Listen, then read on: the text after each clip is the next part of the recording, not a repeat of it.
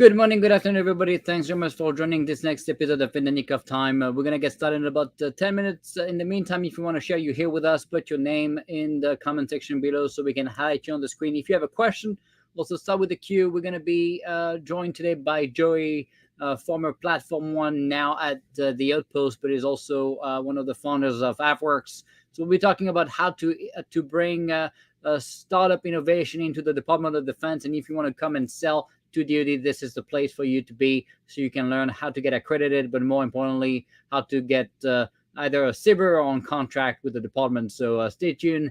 In about 10 minutes, it's going to be very interesting for you guys. And we'll talk also about the new Platform One basic ordering agreement on ramp launched this week. Stay tuned about 8 minutes.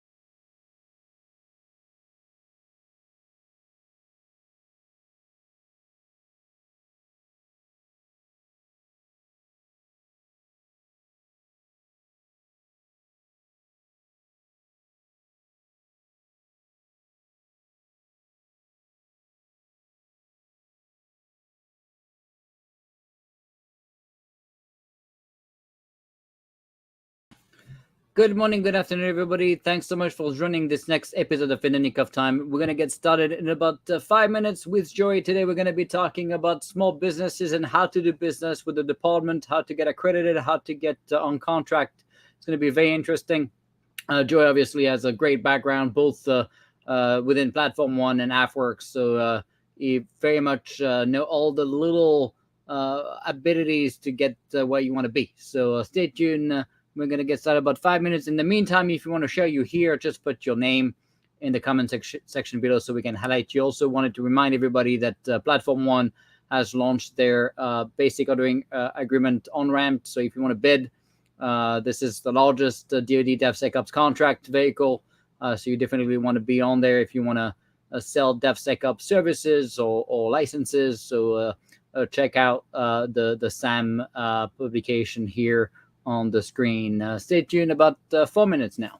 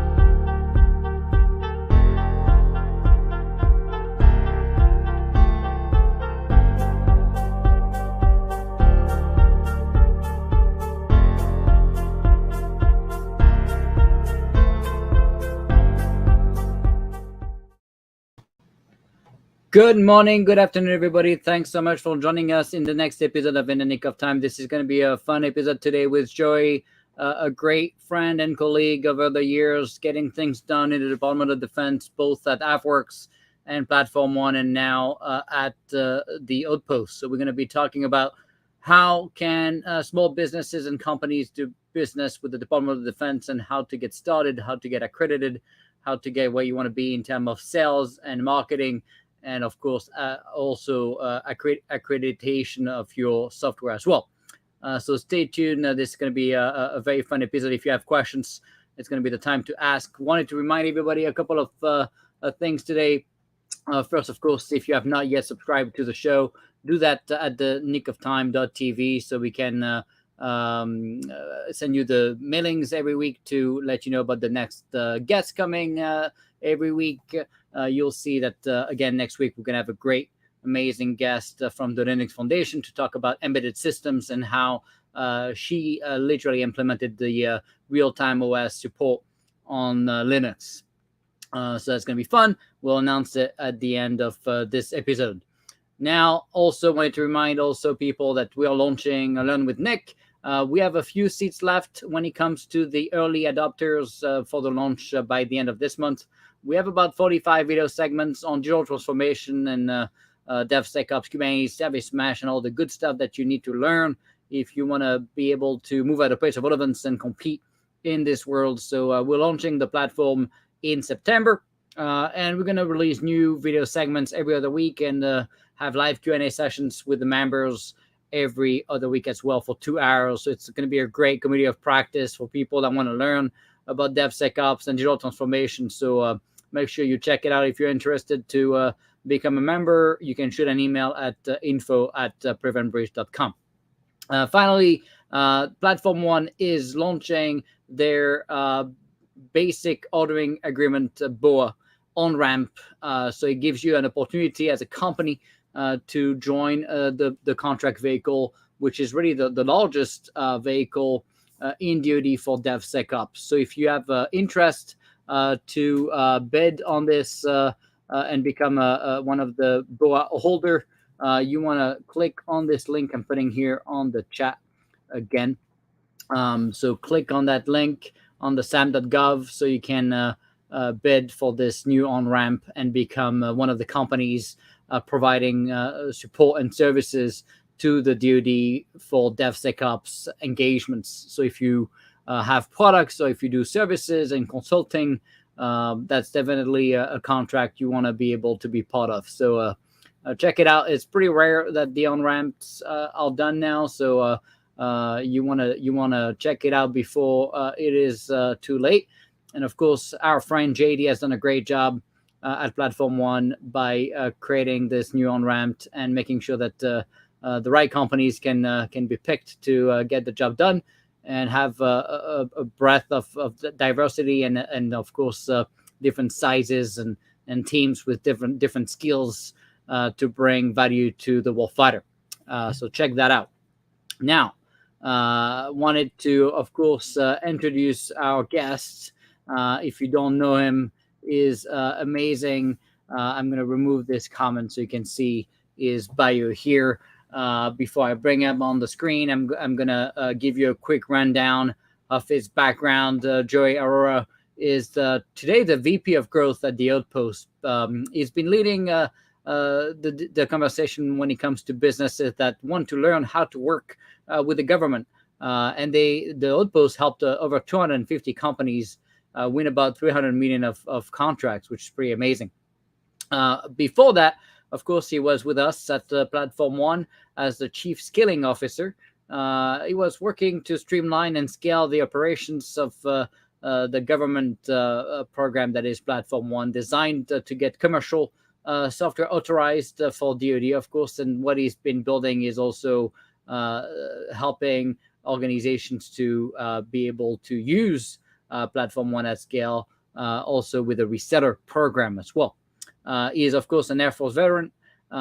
He is today a reservist, and he has served, of course, for many years, first as an Airfield Operations Officer in the U.S. and in Afghanistan. during the second half of his career, he has led innovation effort, and that's where I got to meet him, where he co-founded AFWERX. Of course, everybody knows AFWERX, but for people that don't know AFWERX, the point of AFWERX is to connect startups and companies, innovators, to the department, so we can use best of breed and get access to the best innovation on the planet. And of course, he scaled that from 5 people to 350 people, and got engagements with 100,000 airmen, funded 2,400 companies with 723 million. That led to 530 prototypes, and 21 of these projects scaled to serve very strategic needs for the Air Force. So it's not just MVPs or half-baked prototypes. It's really now full-scale capabilities. He has, before that, started 3 companies, and facilitates the startup weekends. He's been a Million Cups organizer, and he's passionate about innovation, of course, as you can tell. He enjoys Legos. If you don't know, that makes sense, right? For Kubernetes and Legos, you wanna build innovation there, and working out, unlike me. So he's a better shape than me for sure, and getting outside and making stories. So let's bring Joey here with us. Good to have you, Joey. Hey, good afternoon and good morning wherever you're at in the world. Thanks, Nick, for having me. Really excited to be here. It was so good to have you, and we always start with the same concept. So we're gonna give you a shot at. I did a very poor job at giving your journey, but you're gonna do a better job than me. So. No, first of all, thank you for the opportunity to be here. It's an honor to be a part of this community of people who are driving forward the innovation space.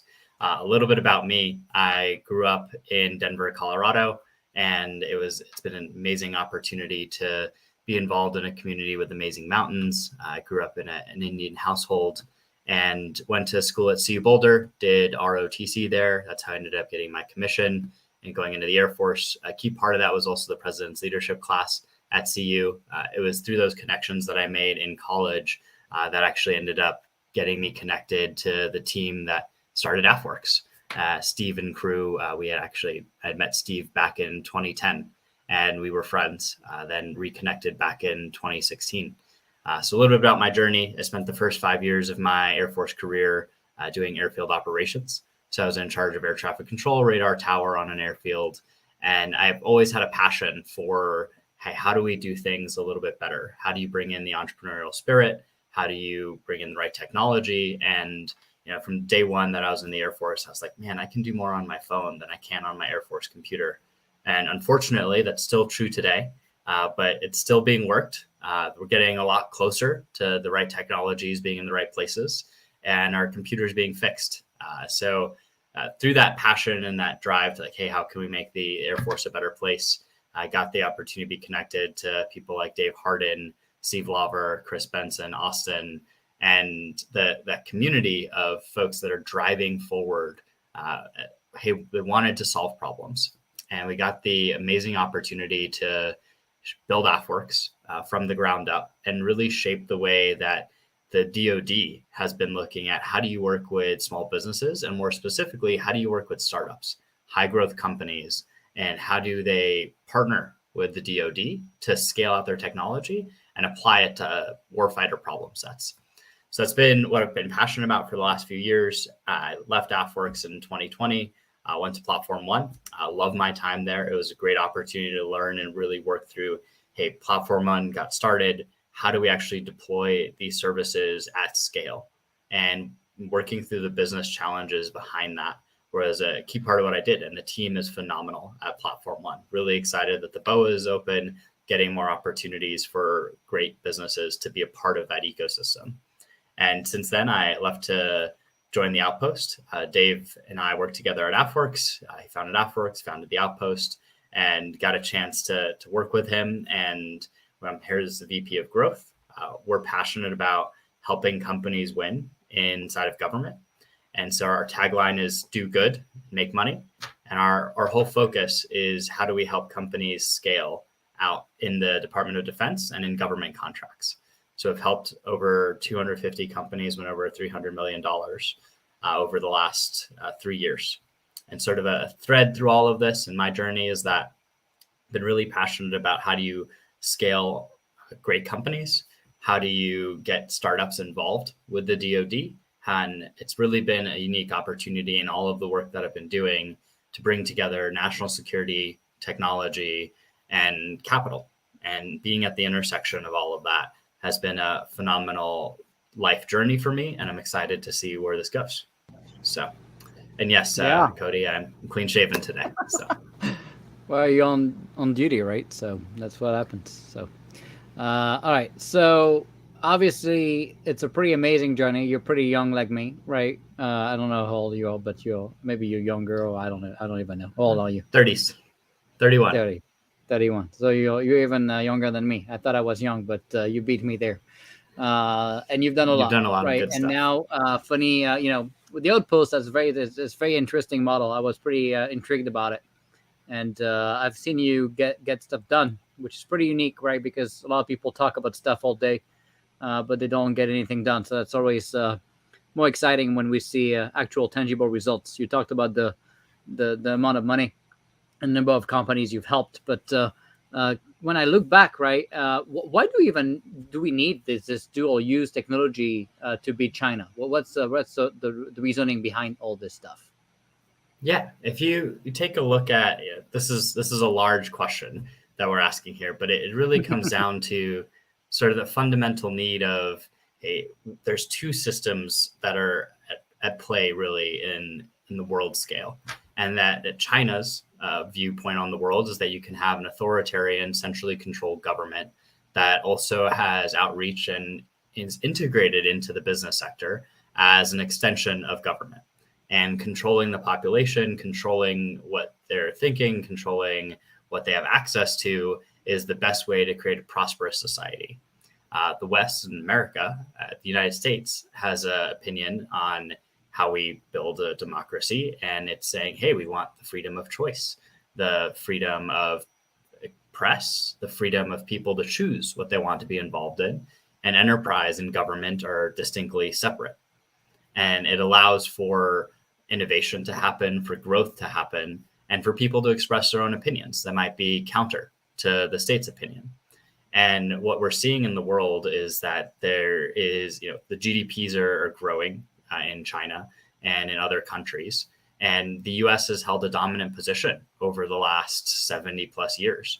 After World War II, the United States was able to come out on top, and through the technological revolution has been able to hold a dominant place in the world markets.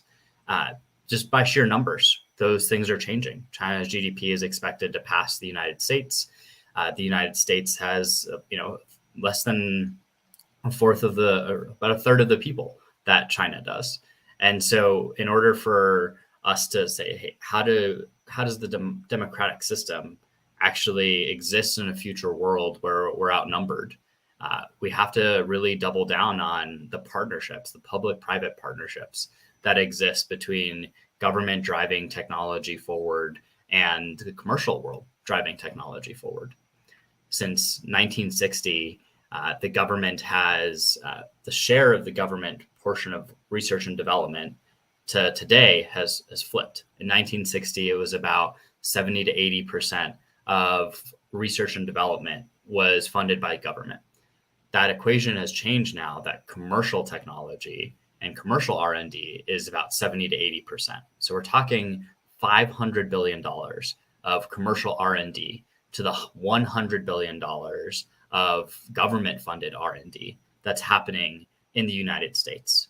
And that trend is not only in the United States, but it's across the developed world, where you're seeing a lot of the development of new technologies being led by commercial industry.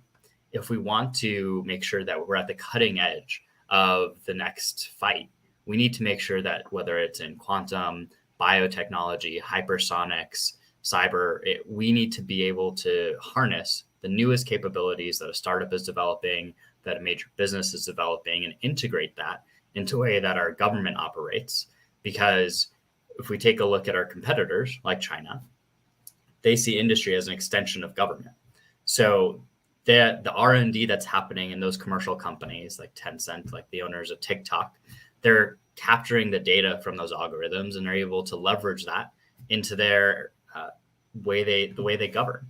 And we don't have that opportunity here in the United States, and I'd say for good reason, right? That allows for the flexibility and freedom. But we need to still be able to integrate the latest and greatest technologies if we want to be toe-to-toe with China, because it's going to come down to who has the best AI and who can make that best split-second decision in the next fight.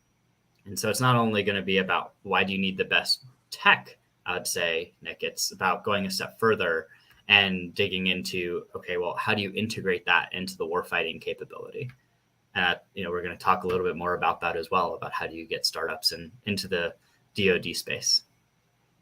Yeah, and most people don't really realize that the U.S. government does not have access really to most of the top innovations that we see coming from the commercial side in the U.S. So you see, of course, U.S. companies leading most of the markets you mentioned when it comes to cyber and AI and hypersonics and such. Although China is also starting to compete pretty strongly in these markets.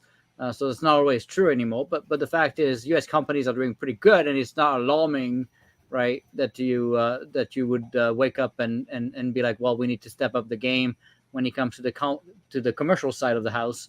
But what people don't realize is the government mostly does not have access to those companies, because either those companies are seeing the government as too slow and too cumbersome to do business with, or even I see a lot of companies, unfortunately, particularly maybe from California, not willing to engage with the government, particularly the DoD, when it comes to warfighter and weapons, and they have this fear of being tied to the weapon side of the house, and of course, like you said, China has kind of the luxury, although we all agree that freedom is better, but the fact is they have the luxury of forcing their companies to do business with them. And that gives them access to their best of breed. And so even if their best of breed is not as good as ours, the fact is they have better capabilities on the fighting side, thanks to that little advantage there. That's not going to stick forever, but the fact is right now it's what's happening. And so that's why I think, making sure that we have access to best of breed, particularly now that you see that the top innovations are not coming from the government side anymore, but more coming from the commercial side, which used to be different too, right? Usually, if you look at some of the top innovations, either it came from NASA or it came from DoD. When it came to some of the most, the most exciting innovations we've seen in the last, 40, 50 years before maybe the 2000s, it was often coming from the government side. But now you see, like you said, more investments being made, but also better return on investment and better capabilities because of less waste and better ability to innovate on the commercial side, right? Yeah, absolutely. And, a great example of that is that the mRNA vaccines that were created were actually foundational. The tech to lay out the research for that was led by DARPA. But you're seeing that commercial technologies were the ones that were able to take that and commercialize that technology to respond to an urgent need we had in our world. And you're 100% right that the technologies that are being developed nowadays are by the startups.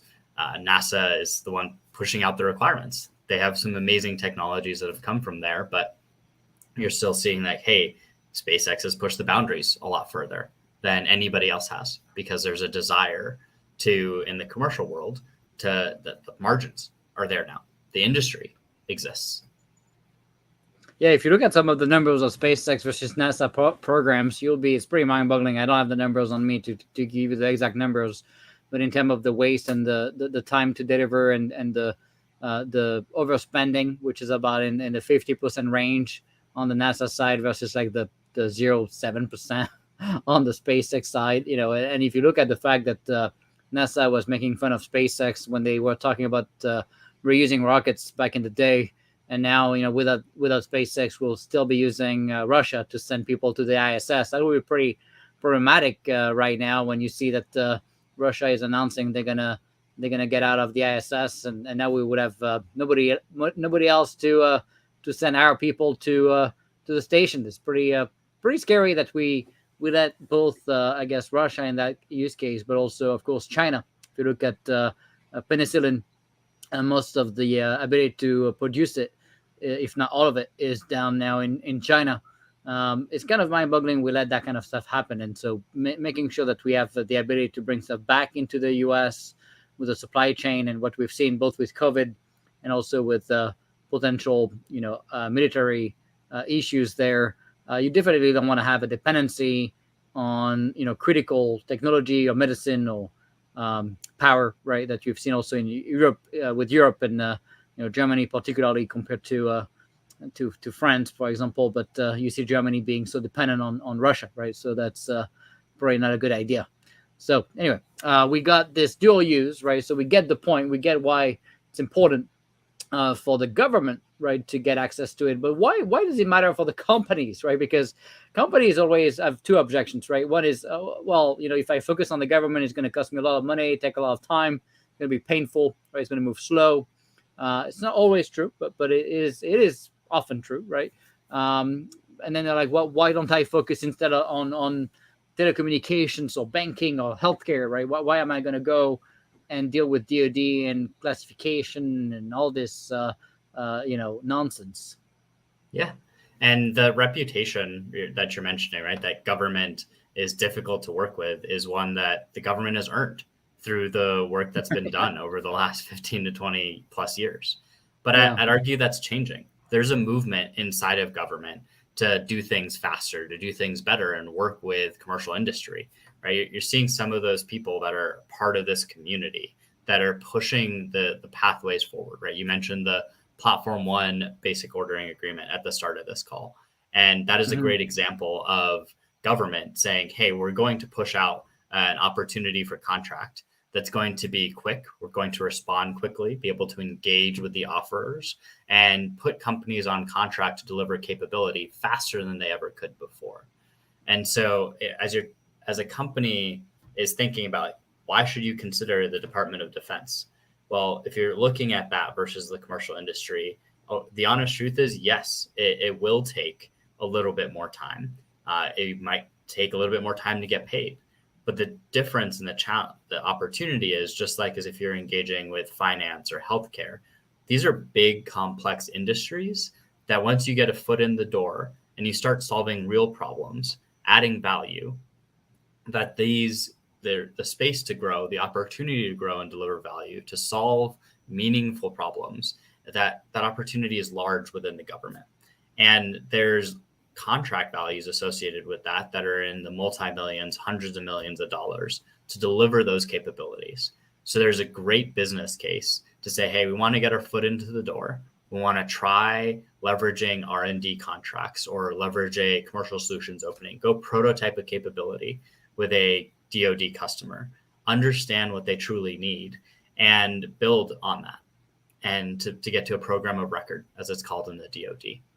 And so, taking a step back there, you're like, well, I don't know what any of those words mean, or I don't know what a program record is. I don't know where to start engaging with government. Well, often that a lot of dual use companies, this is a chance to learn. As if you were going into the finance sector or you're going into the healthcare sector, every sector is going to have a little bit of nuance in who you interact with, how to talk to them, how to close that deal. But the advantage that the government has is that the government budget is unlikely to go down, right? That even in the uncertain economic times that we have, government funding is going to stay relatively stable. You're going to have an opportunity to work on problem sets that you can add a lot of value to, as government technology and capabilities tend to be a little bit further behind. Or, in certain cases, you're driving the future of R&D and driving the new standard when you're working with government. And so you're getting to work on tough problem sets that will pay competitively, and you'll be able to lock in a multi-year contract for the work that you're doing. Yeah, and there's a couple of more things, right? The first one that I see a lot in the companies I sit on the board of is they use the government, particularly the DoD, as a reference, not just with customers, and it works pretty well with telcos and retailers, and particularly banking, where you have air-gapped use cases, right? So when you go and tell them you're running on the high side on the DoD, I think people pay attention, right? And that's one that's pretty good. But also with investors as well, I see it too. Despite some people pretending that it's not always the case. I've yet to see that. So I think people care. Of course, if you only have DoD customers and you have no commercial customers, I think investors and VCs will be pretty scared, and they should be. That's why I think dual use on both sides is so important. But at the very least, I see a big point there. The other point that I think is the most important for me, coming from the commercial side for 22 years before going into DoD, and I had touched every market there is on the planet, between retail, banking, healthcare, you name it. So I've done a little bit of everything with the largest company in the world.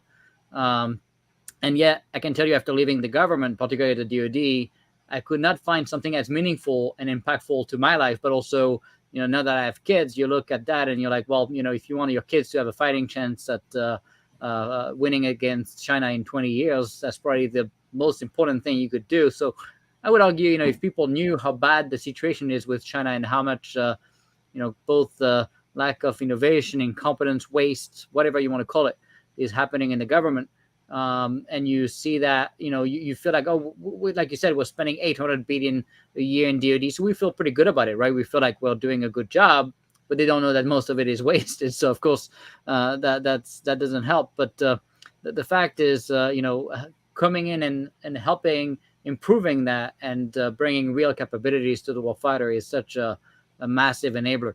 And so I think for the impact you're bringing to the table for your kids and grandkids, they just pray nothing like it. So even now, after leaving about a year now, I can't find anything as exciting or as meaningful after leaving the department. So that's another thing.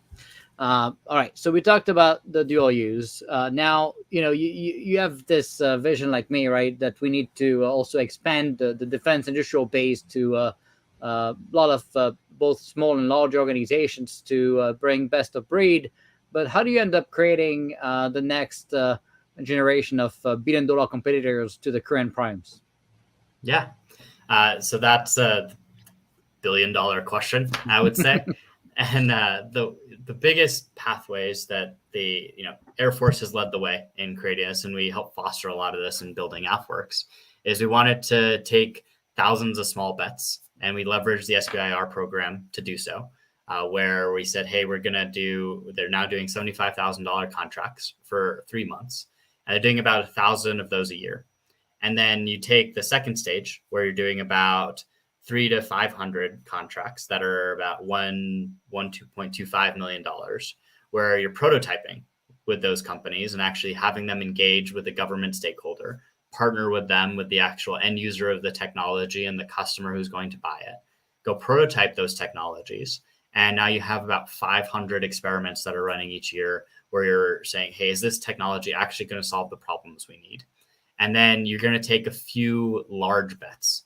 And this is where the government is saying, hey, we've found these technologies, they're super useful. And when we're prototyping with them, they've delivered results.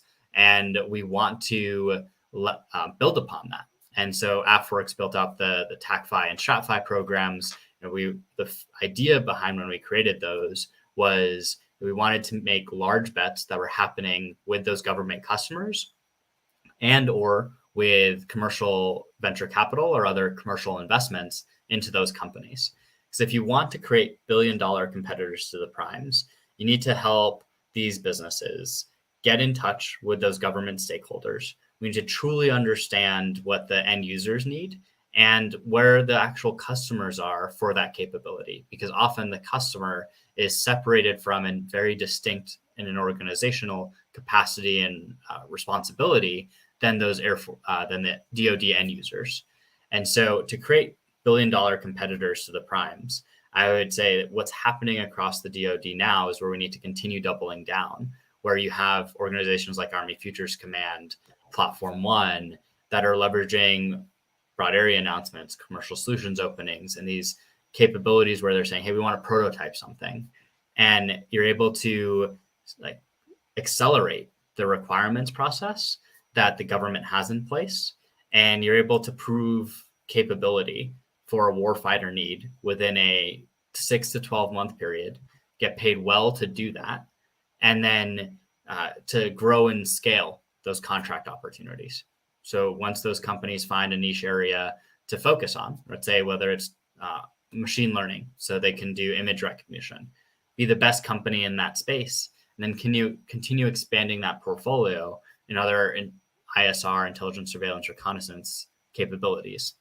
And we're seeing some of that, right? SpaceX, Anduril are exceptions to that rule right now because they had billion-dollar, well-established founders before they went into those business lines. But you're seeing there are a lot of smaller companies that have run through the AFWERX process, the Strat 5 process, that have great valuations. They're delivering technology and capability to the end user, and they're scaling they're in programs of record today. They're delivering over those next 4 years. So to answer your question really succinctly there, Nick, it's about changing the culture and the incentives around how do we engage with small businesses and really opening up that conversation with the customers and end users. Yeah, I think one of the most frustrating thing I hear from the small businesses, even after getting a Sbir, phase 1 or 2, is the lack of the government help to get in front of program offices, right? I find it to be pretty mind-boggling that, it's almost like if a VC was going to invest in a company and they have a bunch of relationships and they refuse to make introductions, right, to help the company grow. We kind of do the same thing, right? We don't really have a mechanism for companies that got money from the taxpayer to be invested in their company to do some cyber work, and yet they deliver some type of MVP or whatever they do, and then there is no next phase, right, ready streamlined to help put this in front of big program offices like F-35 or GBSD or B-21.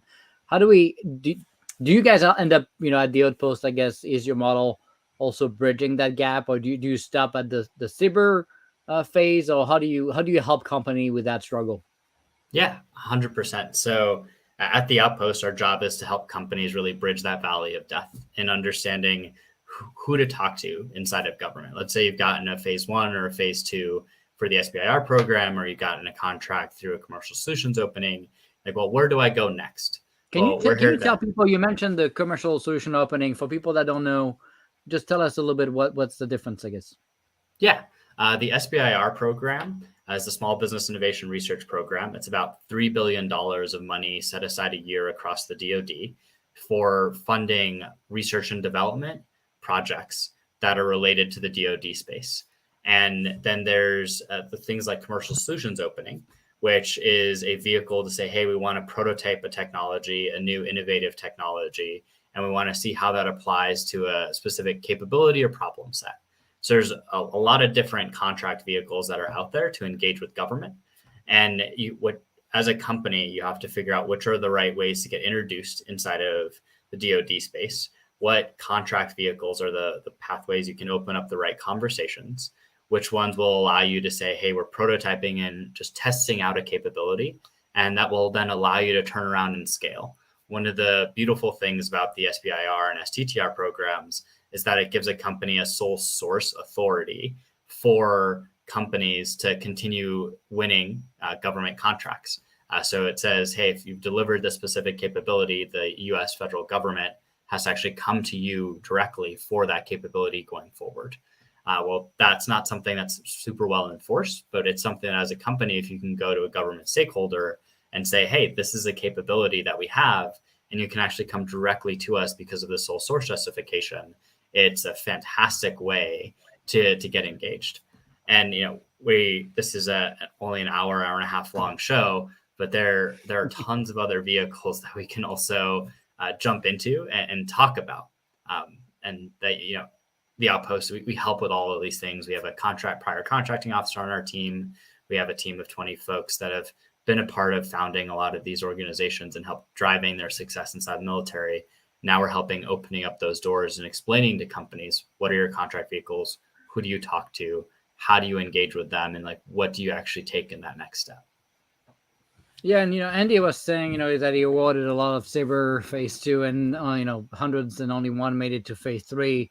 Obviously, succeeding in DoD doesn't always mean you get a phase 3, right? You can actually go from a phase 2 to just contracts and still deliver value. But his point also is to say, hey, too many companies are just relying on Sbirs, and I see it a lot. I see, companies see it as free money, right? Which is kind of is, but not really, but a little bit.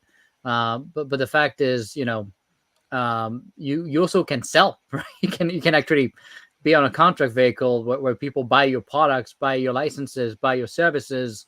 So you don't have only to go through Sbirs, right? Correct. And I would say that a lot of those companies that are struggling through the SBIR process it's part of that learning and journey, right? Not every company is going to have a fit inside of government. And if you're actually taking a look at transition rates of R&D in the commercial space, about 1 to 10% of the companies that are going to engage with a top tier firm, and you can consider the DoD a top tier firm that they're trying to sell to, only about 1 to 10% of those will actually transition or become a core capability of a large enterprise. And so if you're taking a look at scale, how is the SBIR program working? I would actually argue it's phenomenally effective for sorting through which companies can have a meaningful capability delivery to the DoD and which ones the DoD actually needs or wants. So they've found a customer, they've engaged with those folks on understanding, hey, this is the capability we need to deliver. These are the requirements that we can deliver it in. And those companies are also willing to go that step further and actually understand the requirements to get an ATO, to work on the high side. They can get the clearances in place, right? There's a lot of further discovery that needs to happen as you're diving into how do you work with government. That's part of what whittles down the 100% of companies are not going to transition and work with government. That's not a realistic number. It's also not what we want. We want competition to exist. We want the best companies to rise to the top, and we want the best capabilities to be delivered as well. Yeah, no doubt. So let's talk a little bit about what you think would be the right incentives to motivate both, I guess, the right government customers, but also more importantly, the companies. What do you use? What do you see resonate? I mean, we talk about some of the reasons before, right? The mission, all that stuff. But when you talk to customers, pragmatically on the financial side, they have stakeholder, they have to do right by them, right? So how do we convince companies to do this? Yeah, and I'd say the first thing that it starts out with is quicker response times, right? These companies are moving quickly. They want to see that, hey, there's a viable pathway inside of government. So we need to be able to, companies need to get a response within 60 days, right? And that should be the benchmark for everybody, that if they're submitting to a contract, you're hearing a response within 60 days. You're also, as a government organization, right, you should be able to say, this is the total value of the opportunity that exists, right? They need to know if the market value is it going to be $1 million opportunity, or is this potentially up to a $10 to $100 million opportunity? Mm-hmm. And then we need to be able to, because you don't even have to say anything about budget, right? You can just say, I mean, it could be $1. You don't know. Yep. And often, there's not a clear explanation on how many awards are going to be given or how much the value is behind that. So sharing that from the government's perspective would help a lot of those companies. Like, hey, I'm looking to apply. Well, hey, there's going to be 15 awards here. They're about $3 million a piece, right? That puts us in a range that, hey, that's worth taking the time to respond and engage in that process. It's also important for there to be feedback in, hey, you're doing those evaluations as government. Provide the feedback to those companies of what was better, what didn't work so well in the response. Be clear about the evaluation criteria. Often government needs to host like Ask Me Anythings, similar to this format for, hey, if you want to engage with government, here's a chance to ask those questions. It's not just, hey, let me submit a email question to this. We want to have companies talk to real people inside of government so that they understand what's going through the contract process. Another key incentive is bringing both the end user and the customers into the conversation as you're putting things on contract. And by that, I mean, you want to make sure that there is a real connection to delivering something that the warfighter needs. They want to be able to do that feasibility, that customer discovery, so that those conversations are happening. You're developing and understanding how can this actually be executed within the framework that the military has.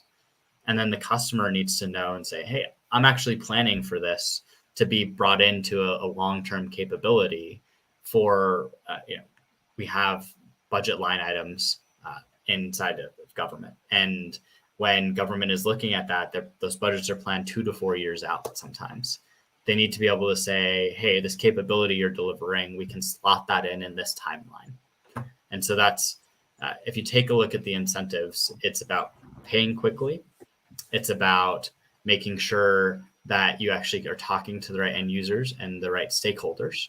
And it's going to be clear expectations. And sort of like, what is the long-term delivery or scope here? Yeah, no doubt. So it's really a lot of the stuff that the government has to do. What about the companies, right? A lot of these guys also live in the Silicon Valley bubble, right? I had a very, I guess I would not call it heated, but I was pretty upset about it. Conversation with an AI company, that was telling me, they are spending some time trying to do some deals in DoD on the business side of DoD, and they were, always insisting on the business side of DoD, right? And I was like, what about the warfighter side? This is why the DoD exists. We're not here to do business stuff. If you want to do business stuff, go to the VA. I don't know. But they're like, yeah, we don't want to be involved in weapon stuff. And even for stuff like, hey, you talked about, using AI to do some type of image recognition of satellite imagery and stuff. They had no interest helping that kind of stuff, despite knowing how to do it, by the way.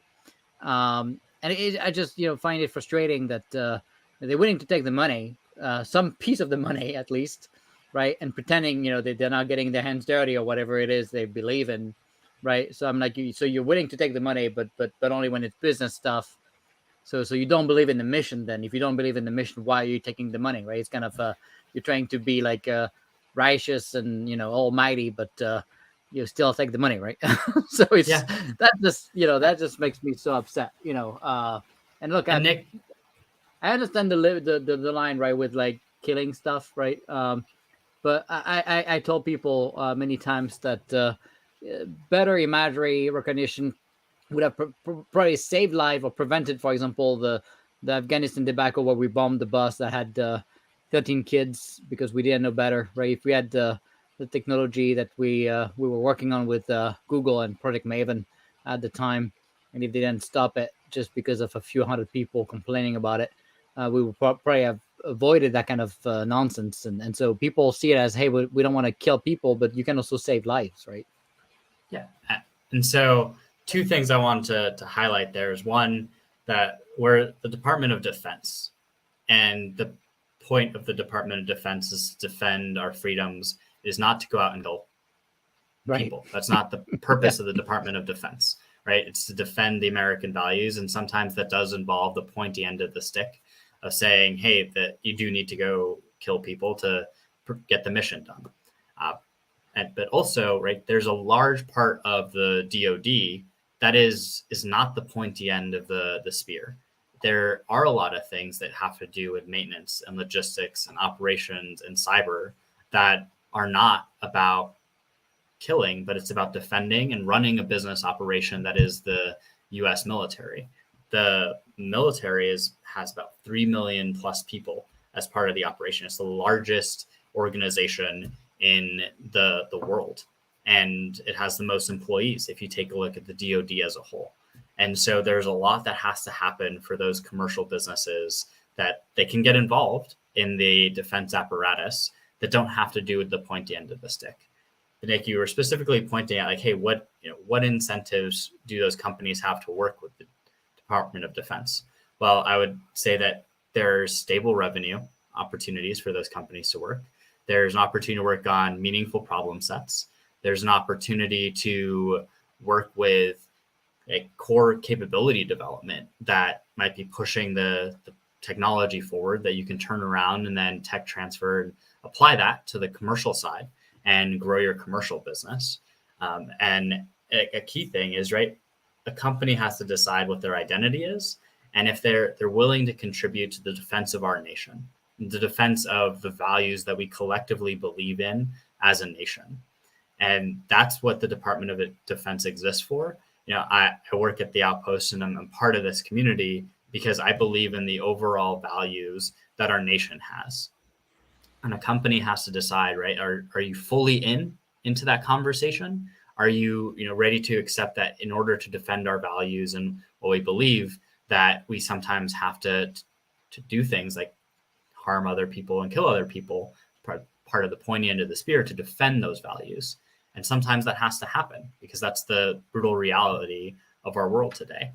But the stronger defense that we have, the more it can deter actors from being a part of engaging with us.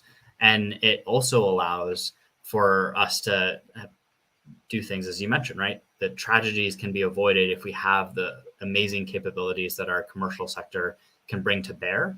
We can prevent a lot of tragedies from happening and save a lot of people. The DoD has a phenomenal track record in being part of humanitarian assistance and disaster relief all across the world. And we often, in the DoD and the commercial side, that's overlooked of how much work and help is given to supporting nations and helping them grow. Yeah, no doubt.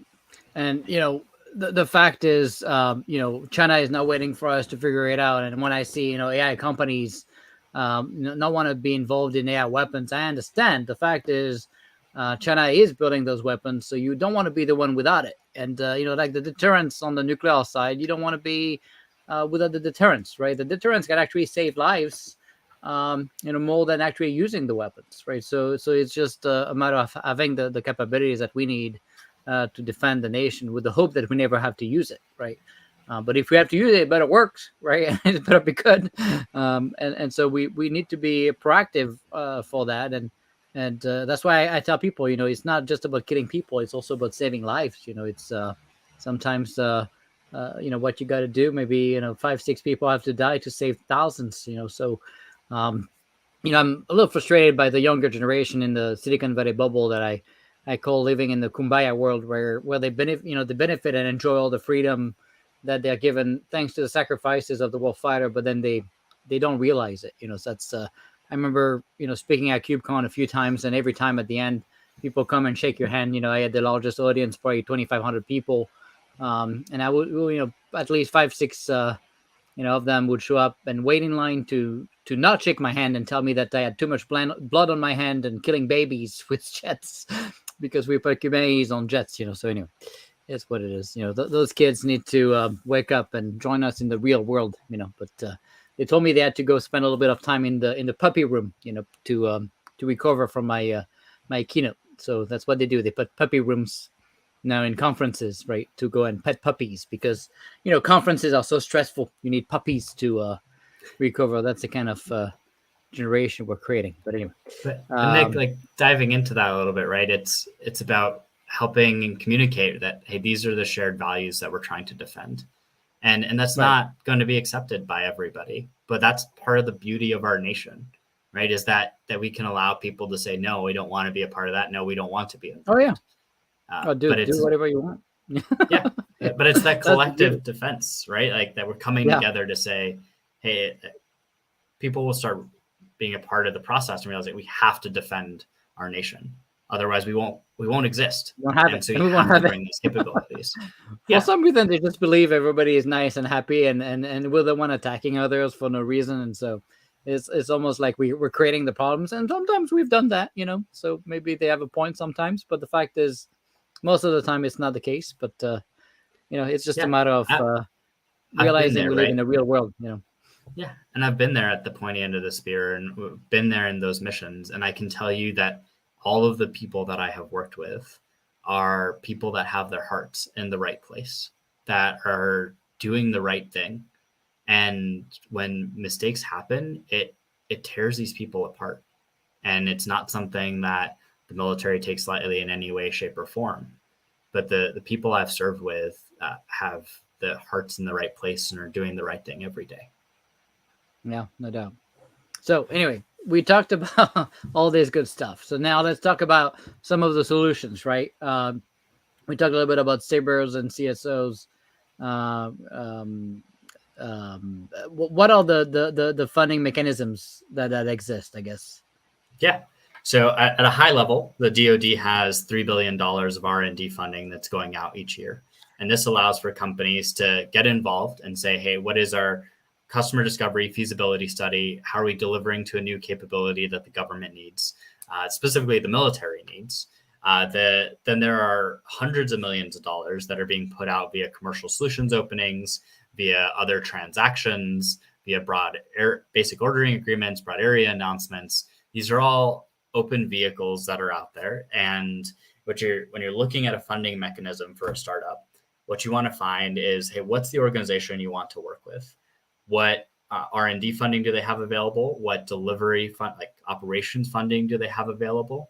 And when's the next contract vehicle that they're going to be pushing out?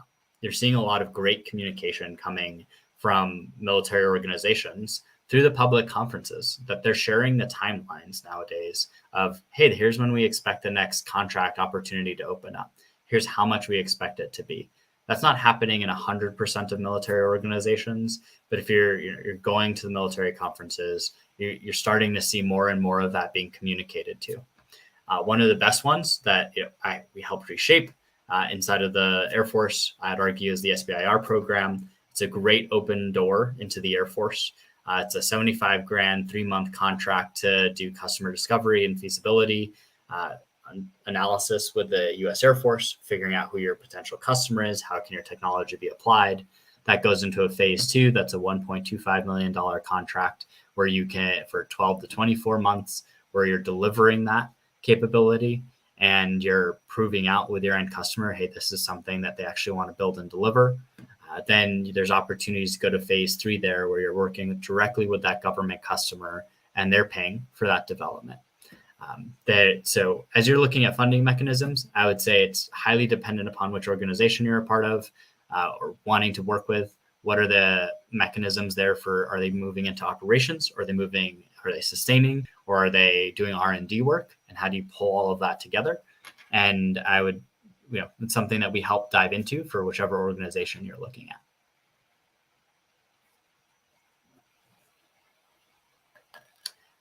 Nick, if you're speaking, I can't hear you. Sorry, muted. I forgot to push the button. I have too many mute buttons, Although this one has a light, so I should see it. It's a bright light of multicolor changing, between purple and blue and green. So other people are asking me about this SBIR reauthorization thing that's happening. People are worried, Congress, since they're mostly a bunch of old people that don't know how to turn on a smartphone still to this day, and we want to do term limits, but they will never do it. And they still don't understand much about the world. They're worried they're gonna stop this SBIR program. What's happening with this SBIR reauthorization? Yeah, the reauthorization is in FY22. And so it looks like it is currently stalled out, and it's supposed to be a part of the FY23 NDAA and be reauthorized as part of that process. So, so just to clarify, if it's not signed by the end of 22, then you have no Sbir. Correct. The SBIR authorization ends on September 30th of this year. And so it was for how long they did the first one? Was the first one for? Oh, I think I don't know that off the top of my head. 5 years? They did the reauthorization, I think, in 2017 for another 5 years. But this program's been around, I think, since the 1960s. It's been a long time since the program's been around. I should know that and look that up. I will after this. That's okay. Dates don't matter that much.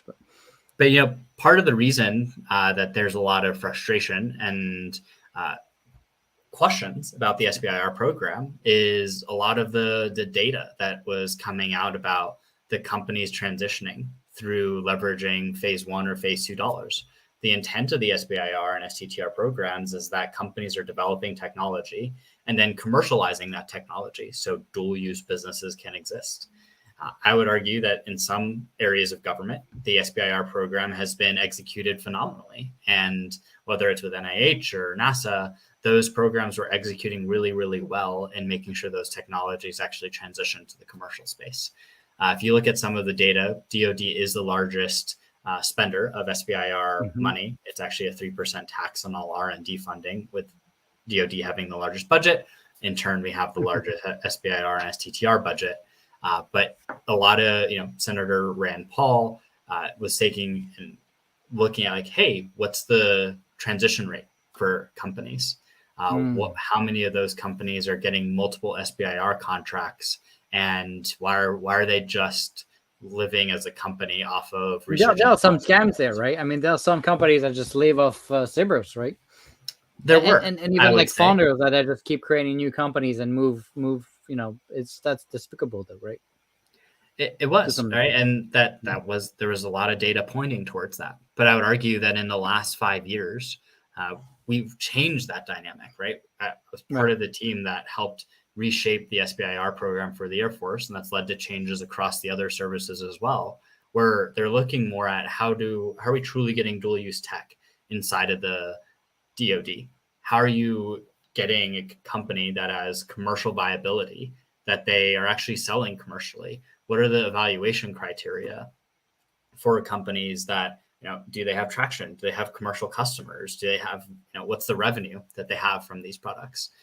So the SBIR reauthorization is stuck right now because Congress is questioning, rightly so, that some of the data was pointing towards SBIR mills and companies not transitioning.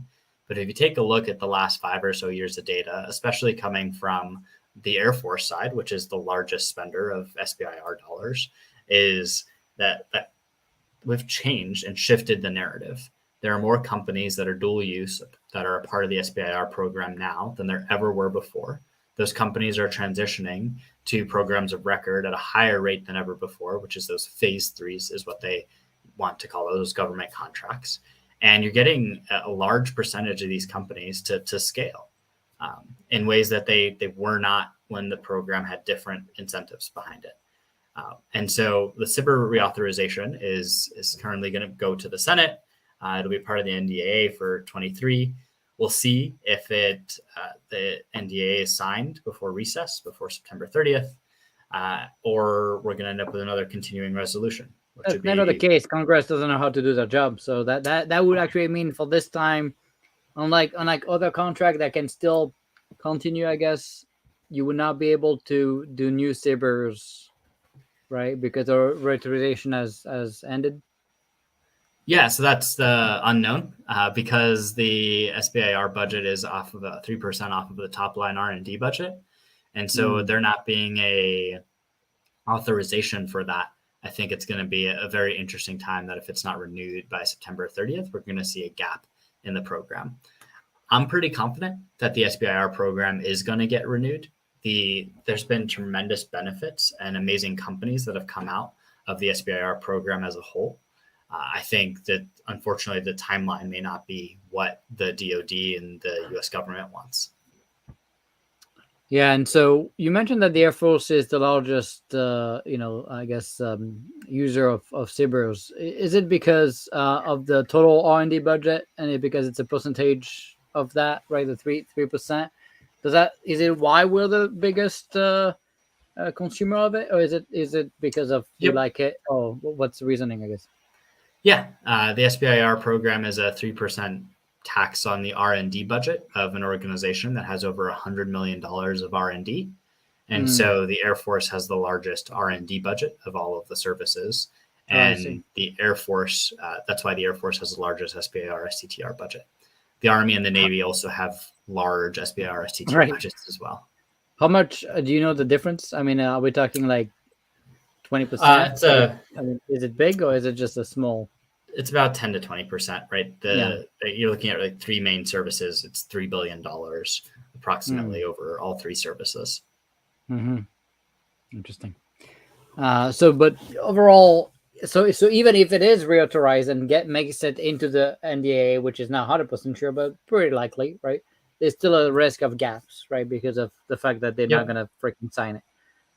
Yeah, I expect, just if I was a betting man, that we probably won't have any SBIRs this fall. And it's something that might get sorted out in early. So, I mean, they're going to have to double the one in spring? Yeah, so the money still has to be spent, right? So that's the nice thing is that We're good at doing that, huh? Yeah, there Spending might the not be money. a solicitation this fall if the budget Right. doesn't get passed, if the authorization doesn't get passed. But then that money will still have to be spent. It'll just be in a compressed time frame. So you'll see larger That awards. means that, by the way, you know what that does? That will mean to more abuse, more fraud, and less quality because the government people will be completely swamped with the double the work in 1 quarter, right? I don't agree with that, Nick, because I would say that the evaluation process that folks are going through, the Air Force has figured out how to scale that. They're Yeah. doing they get over 1,000 submissions for some of these rounds. Do you think they And can double that? yeah, I think that they have built Yeah. the capacity. The AFWERX team, right, since I've left, have done a phenomenal job in building out the capacity to do those evaluations at scale, right? That's what that team has been focused on. And they've been looking at how do you bring in the right talent to evaluate, like, hey, we want to have the right cyber folks evaluating cyber proposals. We want to have the right folks that know about directed energy evaluating directed energy proposals. They're doing a great job about scaling out that on the back end.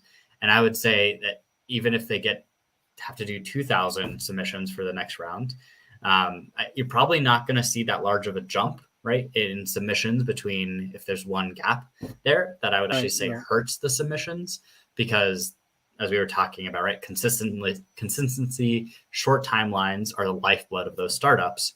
So I'd actually say it's more likely to reduce the amount of submissions and increase the quality of submissions just based off of the macro factors in the environment. Yeah, that makes sense. That makes sense. All right, so let's move completely. I mean, not completely, but a little bit to what's going on now, even more recently with Taiwan, right?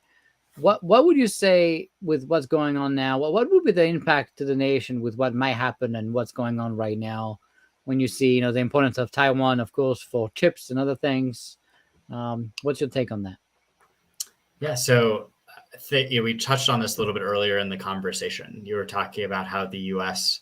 and other countries, right, have realized there's a global dependence and there's certain products like penicillin or chip supply that is concentrated in very few countries. And specifically for Taiwan, TSMC has done a phenomenal job being a foundry and developing chips for tons and tons of other nations, right? And these chips are the foundational pieces that are going to be in your appliances. So your fridge, your coffee maker, to your car, to your computer, to your phone, right?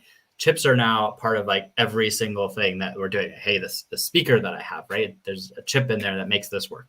And then in every key part of what we're up to.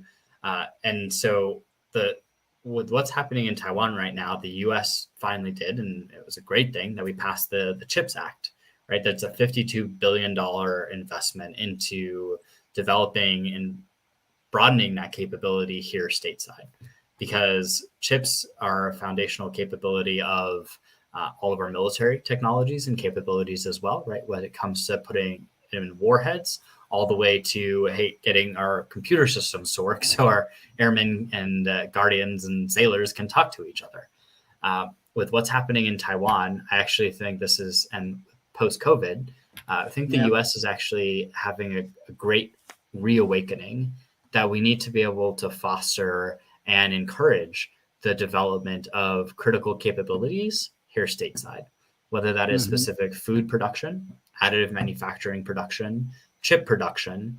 We're seeing what's happening around Taiwan with China's military drills surrounding the island, recognizing that, hey, it's probably not going to be a shootout war in Taiwan. They're going to try to strangle the nation there, and they're going to try to slowly cut off exports. They're going to threaten the country. And that's how they're slowly going to exert their soft power, as they did in Hong Kong. And the U.S., we can't turn on chip production tomorrow. Taiwan has an expertise for creating integrated circuits from the whole supply chain there, of how do you develop the infrastructure to do so, to how do you have the specific technological parts to build these capabilities, to the not students, but the employees, right? To the professional expertise that you need to develop that capability. So I think, our nation is really awakening to the fact that we need to create more centers of excellence of providing these capabilities at scale. And I actually think this is a larger reawakening that's happening across all of the US, that technology innovation isn't just happening in Silicon Valley anymore. You're starting to see amazing hubs being stood up across all of the United States, where you're seeing, okay, Dayton, Ohio is doubling down on digital engineering and saying, okay, we are the best hub for this capability in the nation. You're seeing Detroit doubling down on additive manufacturing. They're taking the old spaces for car manufacturing and saying, hey, we can be the best additive manufacturing space in the nation. You're seeing Austin become a critical tech hub for our nation. And you're seeing that there's this identity and resurgence across America. And this is what I'm super excited about for the next 15 to 20 years, is that we're going to start to see different technology hubs stand up across these smaller entrepreneurial communities, especially as talent is getting redispersed and we're investing back into the American economy, that we're going to keep building up more technology hubs that are like, hey, this is going to be the best quantum hub in the nation. And you might find that in like Boise, Idaho. And the cool part about that is this will really empower and show, right, the beauty of what America has to offer is that entrepreneurship technology can be developed anywhere. And we have access to supporting the right resources and the right ecosystems to build out those critical capabilities. Yeah, exactly. And, it's so important, right? I remember back in the day, whether people like Donald Trump or not, he was, one of the more recent one to stop pushing the America First agenda and trying to fix some of that mess. And people were making fun of him, of course, calling him a racist against China to bring stuff back here. And now they're like, yeah, we should probably do that. But what's interesting is you see companies like Apple, right? That obviously are massive in terms of their manufacturing in China. And China said, well, if you bring chips from Taiwan and you don't label the chips as made in China, then we won't let them in the country. So now they forced, Apple did, of course, forced the Taiwanese companies building chips to change the labels on the product to say it was made in China, effectively giving exactly what China wanted. And that's a U.S. company. It's despicable. But I guess money talks, right? And they're so dependent on China for their production and we're so happy to buy these super expensive phones with barely any innovation every year that they keep selling to us for some reason. And we're willing to buy every year with no improvements other than a better camera that does nothing to us. But that's what we see, right? It's pretty mind-boggling to me. I just can't understand how we're in a situation where literally we cannot make penicillin in the United States without China. That sounds just if you go back in time and tell that to people 50 years ago, they would laugh you out of the room. They would think you're crazy, right? Yeah, but business incentives and globalization have completely changed, right? That it is cheaper to manufacture in China than it is in the United States. And we haven't figured out the right tariff structure or the right incentives to normalize that trade and the development here stateside. But I would also say that maybe we should focus on the next generation of technologies. And China has owned this market of manufacturing, replicating cheap goods. Maybe we keep the expertise in developing cutting edge technologies around biotech or quantum. Yeah, I guess the only issue is we realize also the basic stuff is pretty important to survive. So if we're completely dependent on them for all the basics of life, we can't even focus on building the fancy stuff because we can't even freaking get medicine to not get sick. So it's just, it's like COVID, right? They were the ones sending us the masks, right? It's just, let's create, let's make the largest pandemic in history. And then, at least, not maybe in history, but at least pretty impactful to the nation.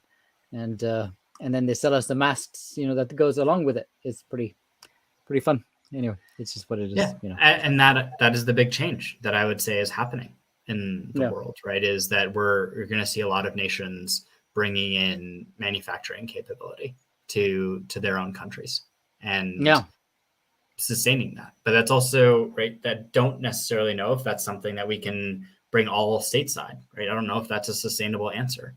Maybe the answer is that you have to do it in friendly countries, right? You have that network in friendly diversity, countries. right? Maybe why just one? You could easily pick 5-6 countries and spread it at least, right? You're less dependent on one, But there's also the fact that it used to be pretty cheap, but now they hold us so much that we would be willing to pay whatever price they want. They were smart enough to start very cheap and be like, well, come bring us all the stuff, and then slowly but surely they're like, well, we're going to need a little bit more margin here and here. And slowly but surely, like, I don't know if the difference is that much anymore, but I mean, it's still significant, but it's not as much as it used to be, that's for sure. But anyway, so we talked about Taiwan, right? But what actions do you think we need to take as a nation, right, to ensure we do win against China? So doubling down on things like the CHIPS Act, doubling down on U.S. manufacturing of critical goods and capabilities, whether that's refining and smelting titanium so that we can produce the titanium alloys, to producing medicine, to producing critical core components and chips, to making sure we have the food supply and basic raw materials to produce, whatever the next good we need is. The first thing is, right, to shore up our capabilities as a nation or as a team of nations across the world that we're allies with, and build up those industries to know that in a pandemic, in a war, we still have the freedom of being able to develop and continue to grow those capabilities and technologies. So that's the first key thing that we need to do. The second thing we need to do, I think, is as a nation understand, hey, there's a lot of political leanings left and right and changes as every president comes, and there's not necessarily a national voice that we have, right? We need to double down on, hey, as a nation, we're here to protect our values of freedom and democracy and liberty and justice. And that we have to be able to come together as a national voice to say, this is a direction of our country and where we want to go. And that has to start with families being able to take care of each other, there being opportunities for education, right? Let's focus on the things America can do better and take care of our own people and build upon that. So that way, whatever the next threat is, we're able to counter it. We need to focus more on dual use tech, right? Create more of those billion-dollar competitors. So that specifically in the defense space, where we have the variety and capabilities in the defense industrial base. We need to identify the tech hubs across the United States and double down on putting in investment in those communities.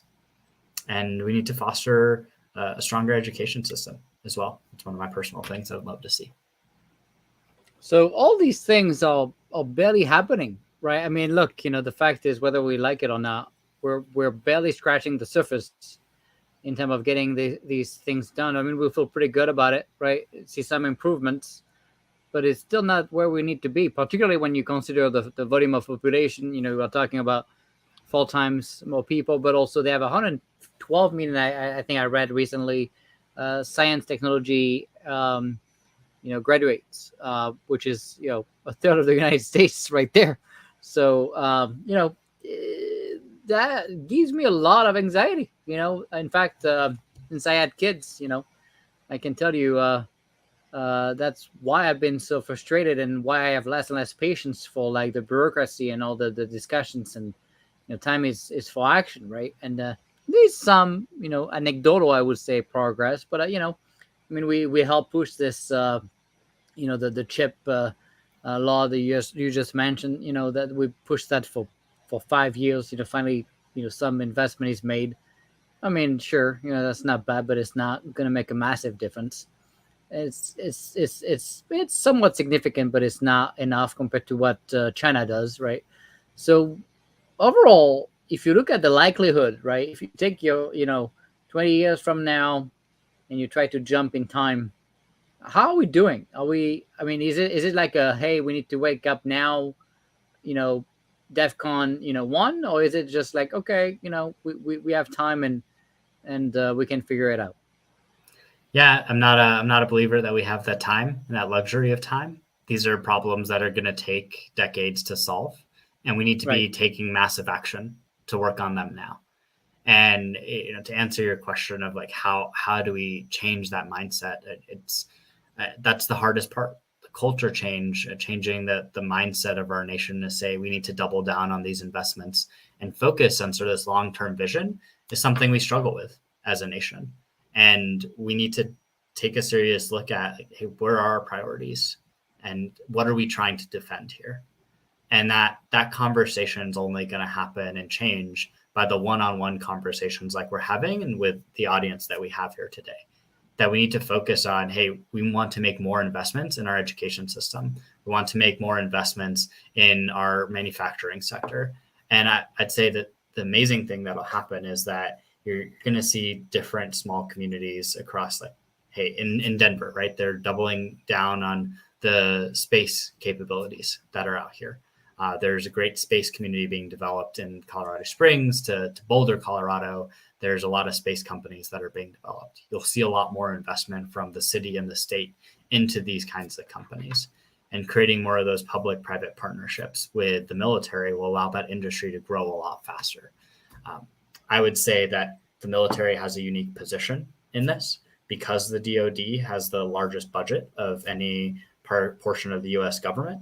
You can actually drive a lot of technological success and development through the lens of the Department of Defense, which is why I do the work that I do, right? I still get to stay tangential to the DoD space. I get to help tech companies and we get to help stand up these industrial hubs. But we need to keep moving faster. We need to keep building on our culture and improving. And I'd say that movement is happening. I'm seeing hundreds and thousands of people that are a part of this movement. And I want to, you're a part of this as well. Thank you for doing this and having this talk so we can continue building upon the momentum that we have to recognize it's not about which president is in office. It's about what are the capabilities that America has to deliver? What are opportunities that we can do to make our nation a better place for our children?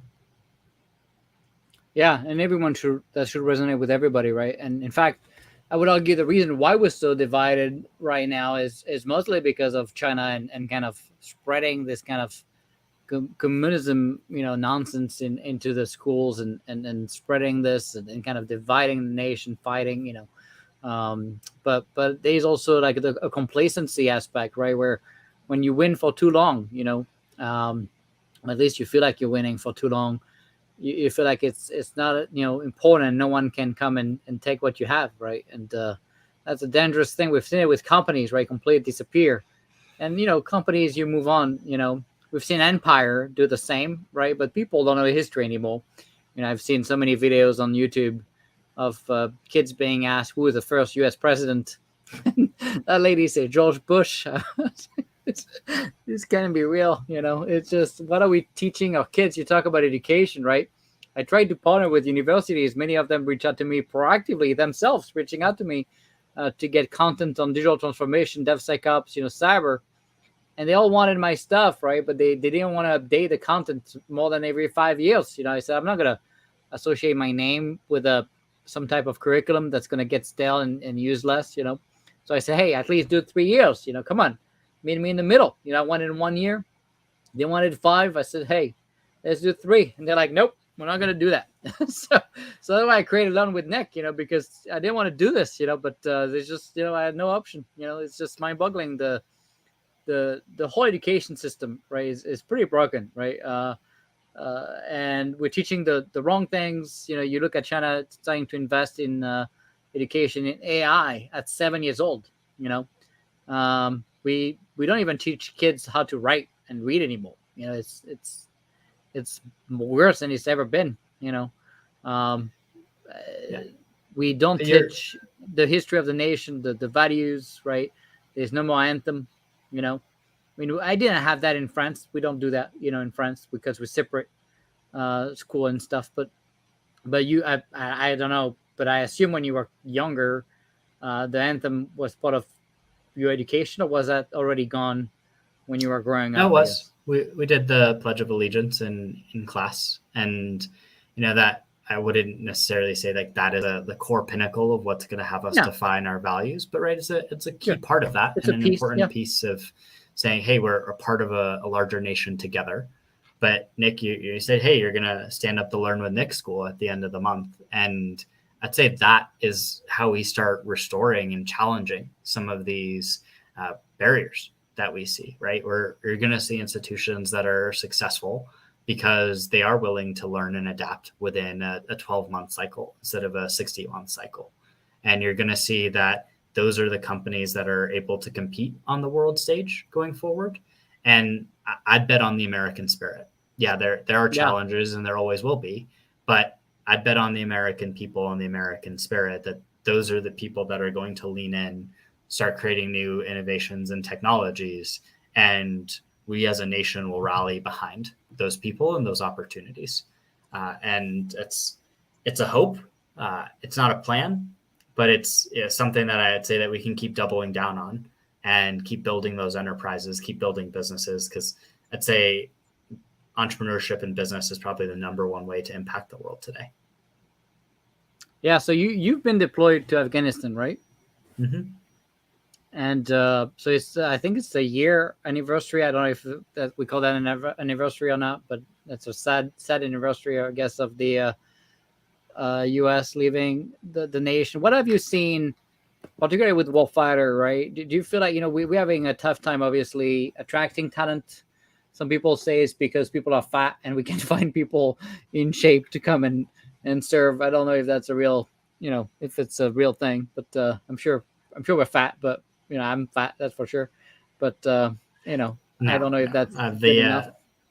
But what do you feel like the warfighter are saying now? Do you feel like it's harder to find people motivated because of what happened in Afghanistan? I guess did they feel like when no one held accountable, they just people just do that and there's no consequences. People lose the faith in serving. I would say, so this is my personal opinion, right? That the withdrawal from Afghanistan we could have done better, right? We know that for sure, right? And there were, I think that's the end of statement of the year. Yes. And it was deeply personal for me, something that I still struggle with. And, as we think about that and working through that, but your bigger question there was how does that impacted sort of the morale of the military and the recruitment, an ability to recruit folks for our nation.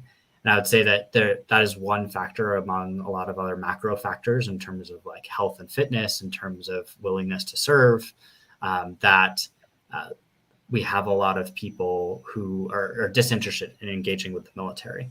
The withdrawal from Afghanistan was debauchery in some ways and terrible execution. And that doesn't put a good face on what the military does. But going back to one of my comments earlier, right, the heart of the military, the people that are a part of that process, were all doing the best that they could with the information that we had. And I think the leadership failure anyway, it's not the warfighter failure, right? It's the leadership, messing up.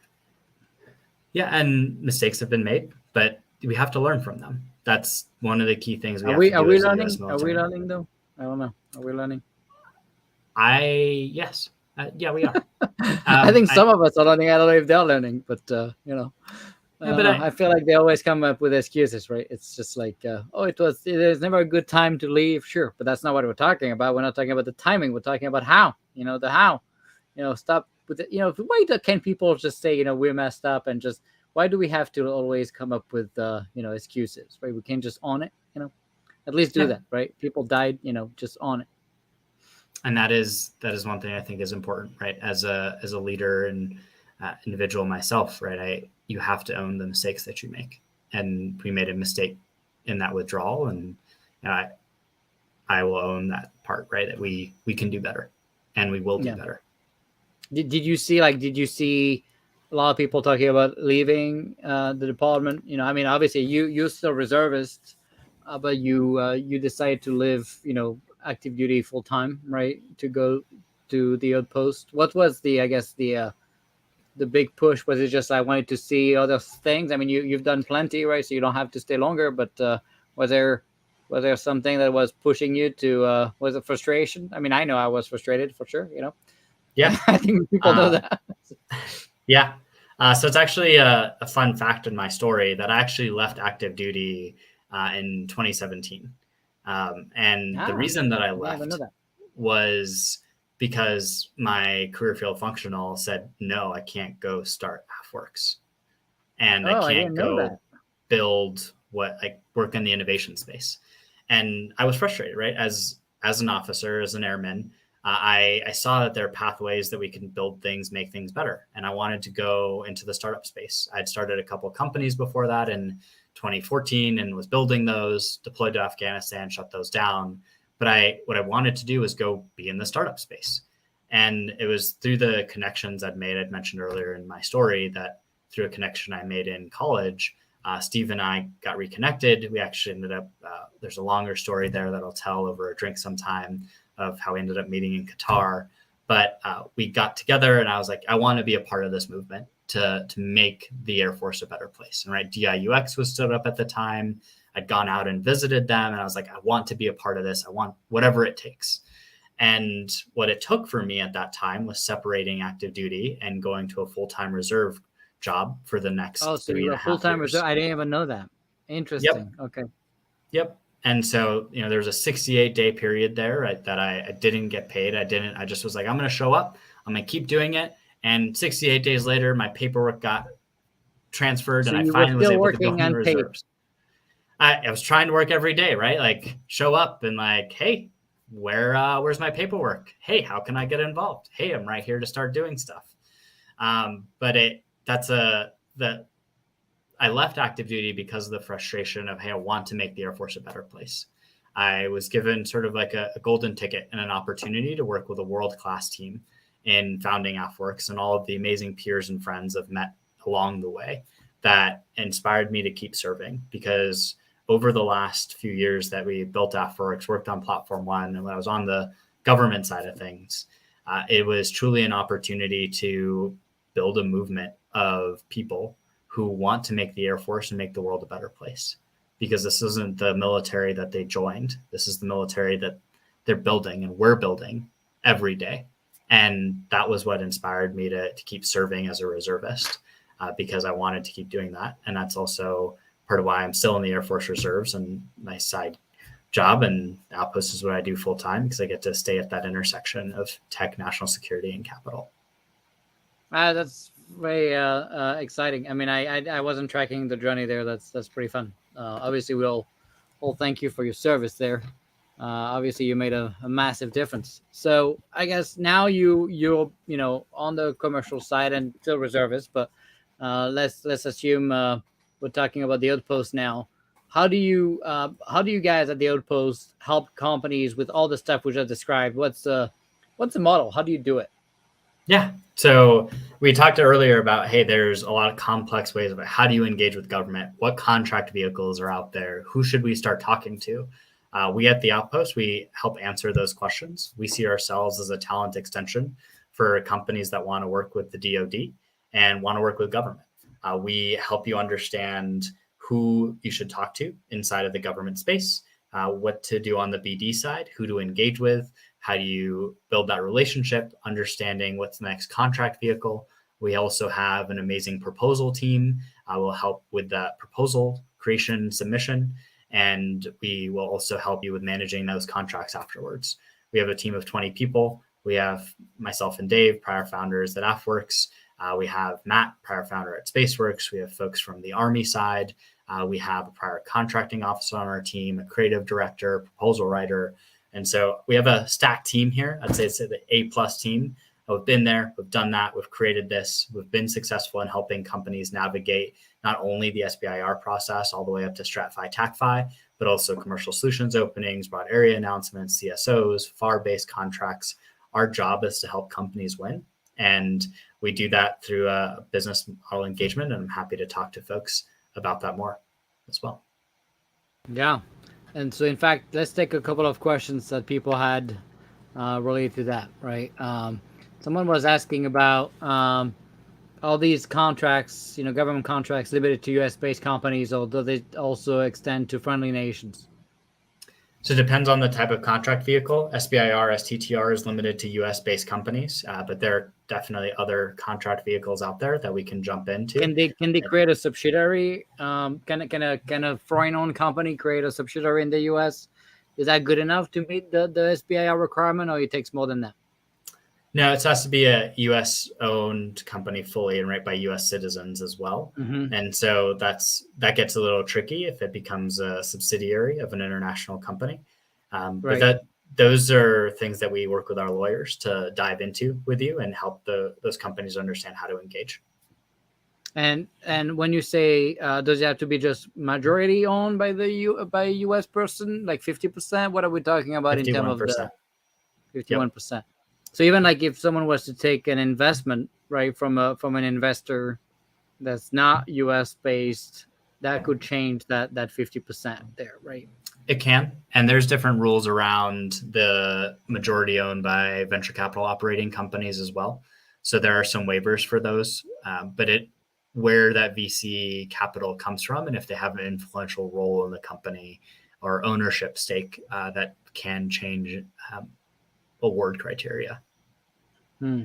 But that's for Sbirs. But what about other contracts? Is there avenues for foreign-owned companies to do work with the U.S.? And what obviously you mentioned friendly nations, Israel, India. That's not Five Eye, right? So is there a difference between Five Eye versus non-Five Eye? Five Eyes companies from Five Eyes countries are definitely looked on a little bit more favorably than ones outside of the Five Eyes. But there are still definitely contract vehicles out there that allow for foreign-owned companies to compete in this space. It is harder, right? Because there's an additional validation and security clearances and those steps that those companies are going to have to go through. And often we find those companies partnering with US-based companies to broaden their scope in the US market and build that industrial base. Yeah. So when an Israeli company, for example, in cyber, right, they're so good at cyber, right, needs to sell to the U.S. government. I've seen them sometimes create a subsidiary in the U.S., find a U.S. person to own it. Then it's kind of a service play, right? The U.S. company doesn't really own the IP of the product. The product is owned by the Israeli company. Is that still enough, I guess, to sell it because they don't own the IP? The IP is owned by a foreign, company. I mean, just like Microsoft has, subsidiaries all over the world. How do we deal with that kind of, on the developer side too, right? People working offshore, right? People are always worried, well, I'm U.S. companies, but my development team is in India, So yep. Development teams need to be stateside for a lot of contracts, right? Because we want to make sure that the development that's happening is happening in the U.S. by U.S. citizens. And so for core development, they have to be U.S. citizens or U.S. persons, U.S. persons. Yeah. Yep. And, an Israeli company owning the IP, it's going to be dependent upon what that IP is, right? Where is that technology going, right? Is it going into a critical part of our nuclear infrastructure? Then the answer is probably going to be no. Is it going to go into a operating system that's going to be helping identify personnel, or is it going to be going into an operating system that's just communicating, open this door or open this door? Right? It'll be a risk-based decision based off of those different contracts. So I unfortunately don't have a clear-cut answer across the board there. That's what we specialize in diving into and working with the lawyers to understand. So you would say those companies should reach out to you anyways, right? To at least try to get an understanding of their product, and based on the use case, your lawyers could end up telling them, well, you're wasting your time, or there's something there, right?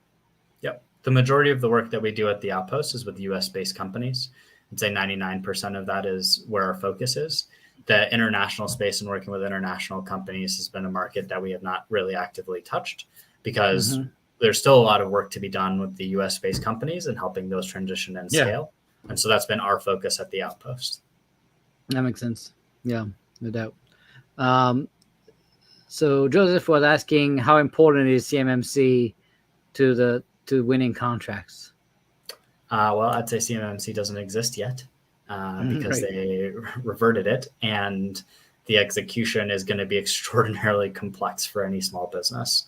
And so I think that we have to rework those entire standards. I don't think Cmmc is going to, the way that it was rolled out, I don't think it's sustainable for small businesses.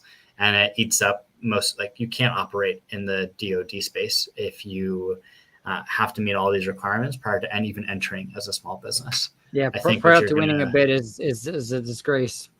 That's what I had non-concurred for. There was many things, but that one alone is just mind-boggling. And they kind of tweaked it to say, well, you can't do it under, these different CMMC levels, right? I think it's under level 3, which is pretty basic CUI, so it just really makes no sense. Yeah, and I think what you're going to have to start seeing is that the government will have to start providing basic set of tools and basic set of hey, here's how you set up your network, here's how you set up your infrastructure if you want to be working on government contracts, right? There's going to have to be a set standard that's openly available and accessible for companies to adopt if they want to work. And I think creating partnerships with sort of the large providers of these services, like how do you configure your mail, whether it's Gmail or Outlook or something else, right? We should be able to partner with those companies and set the standards at that organizational level instead of passing on that buck to small businesses. No doubt.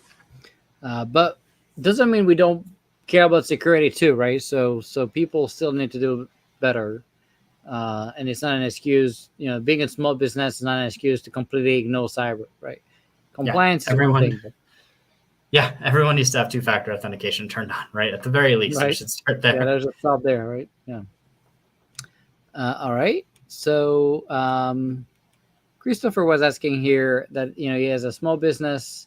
He has an idea that he needs help formulating and he's in cyber. What's the best approach to, for people that have dreams like this and, getting into the entrepreneurial side of the house? Can they use Sbir? Is it too early? Like how big do you have to be to start thinking about, working Sbirs and stuff? For the Air Force open topic process to be competitive around the dual use space, you need to have a product and show some sort of traction. So coming in with an idea for the open topic process you're not likely to be competitive. There are specific topics that are out there across the entire DoD space. Where coming in with those ideas and further doing that research is absolutely an opportunity for those folks. Not for open topics. Yeah, not for open topics. And then so, Chris, that's another thing that people always say, right? They say, oh, there's no topic for me, but that's not a thing, right? There's an open topic where you have a product, because people look at all the topics, they can't find a fit, so they move on. But there's, right, correct me if I'm wrong, but there's an open topic, right? You are 100% correct. The Air Force does an open topic call where they say any company can propose and tell us why you think this is applicable to the DoD. And this is something we help companies with a lot at the Outpost is, hey, this is the specific use case. This is the organization. This is who you need to be talking to if you want to work with the DoD and you want to work with the Air Force. Here are the people. And so you can really nail that in the application process. Specifically, the Air Force open topic asks for you to go down to that level. And do you guys help outside of Sbirs? Like if someone wants to be, on contract vehicles and they're struggling with GSA and NASA soup and whatever other vehicle on the planet, what do they do? I'd say a large part of our business is SBIR, but a majority is not.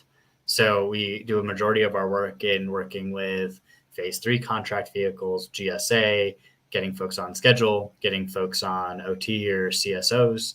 We help companies pursue a lot of these additional contract vehicles and opportunities. So yeah, it's the beauty of having an amazing team here. 20 folks. We have a large expertise in a wide variety of areas. Yeah, no doubt you do. All right. So that was the last question. First, wanted to thank you for your time. It was great. I think people learned a lot. I learned a lot. Everybody learned a lot. A lot of great questions. But we'll always give the last words to you. But first, I'm going to remind people of who is going to be joining us next week.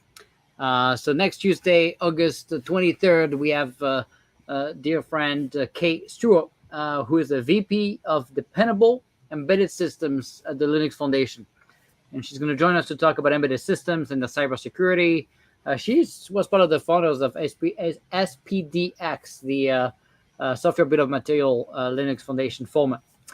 She's going to tell us also how she brought real-time OS capabilities into Linux, which is pretty exciting, and kind of what are the differences and the struggle when it comes to managing embedded systems. So back to the chip discussion of everything as a chip nowadays. Well, all these devices, IoT devices, will be considered embedded systems, and often have very specific, limited, chips and memory and things. So that's a pretty interesting discussion on how to innovate, how to move at the pace of relevance with embedded systems. So that's next Tuesday.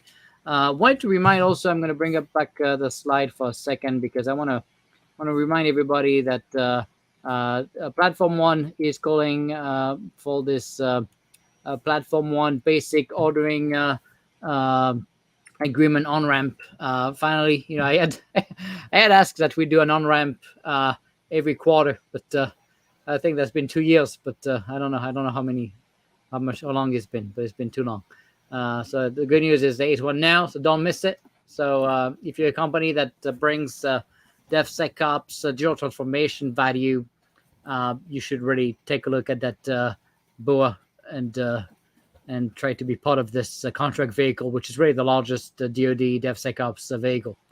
And then, of course, to remind everybody that if you're interested in being an early adopter of Learn with Nick, we're capping the numbers to 1,000 for the launch.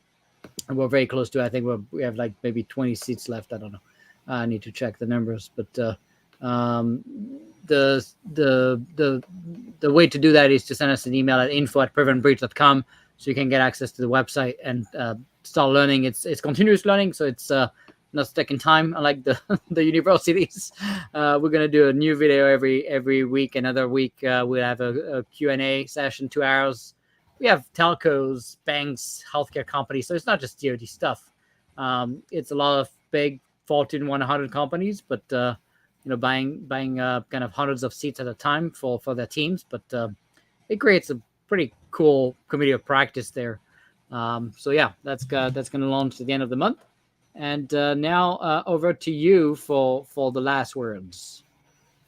Nick, thanks for taking the time to have me on here. It was a fun conversation. I really appreciated it. And to anyone that wants to work with the DoD or work with government, are happy to help here at the Outpost. Contact information is below. Just reach out to us. Happy to talk to you about what it takes to work with the DoD. Helped a ton of companies succeed and want to keep doing that. And then to everyone listening and watching, right? This is the country and the community that we build each day. So thanks for being a part of that journey and building the American dream. Appreciate it. Well, thanks, everybody. We'll see you next Tuesday with Kate. And in the meantime, make sure you keep fighting the good fight and making sure our kids have a fighting chance at winning against China 20 years from now. Stay safe. We'll see you next week.